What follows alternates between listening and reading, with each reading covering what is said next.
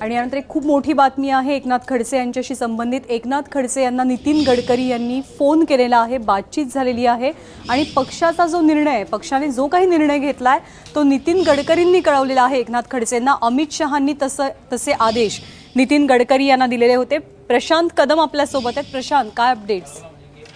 ज्ञानदास, काल जेव्हा मुख्यमंत्री दिल्लीमध्ये आलेले होते आणि खडसेंच्या प्रकरणाबाबत जे काही अहवाल आहे ते त्यांनी पक्षाध्यक्ष अमित शहा आणि पंतप्रधान नरेंद्र मोदी यांच्याकडे सादर केला।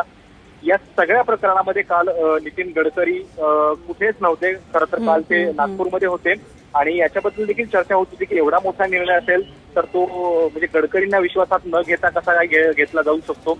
गडकरी हे केंद्रातले वजनदार मंत्री तर आहेतच, शिवाय ते पक्षाचे माजी अध्यक्ष देखील राहिलेले आहेत। त्यामुळे साहजिक आहे की काल एकीकडे मुख्यमंत्री दिल्लीमध्ये होते तर गडकरी मात्र महाराष्ट्रामध्येच होते, नागपूरमध्ये होते।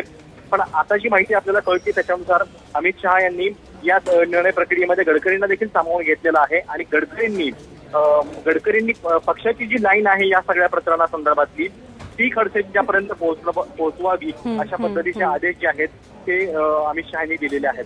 यानंतर गडकरी आणि खडसे या दोघांचं फोनवरती संभाषण देखील झाल्याची माहिती कळते आहे। मात्र त्याच्यामध्ये नेमकं काय झालं आहे, पक्षाची लाईन कधी नेमकी जाहीर केली जाणार, पब्लिक केली जाणार याच्या संदर्भातली माहिती अजून आपल्याला कळू शकली नाहीये।